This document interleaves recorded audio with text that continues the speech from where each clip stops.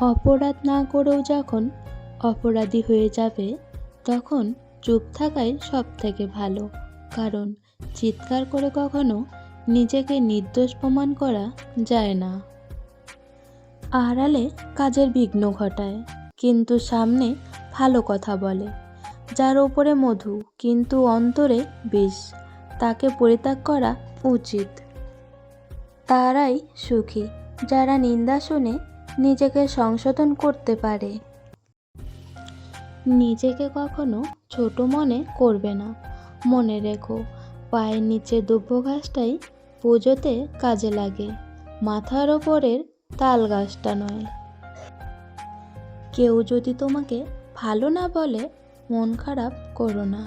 কারণ এক জীবনে সবার কাছে ভালো হওয়া যায় না। নিজেকে যদি শক্তিশালী করতে চাও, তাহলে একলা কীভাবে থাকতে হয় তা শিখে নাও।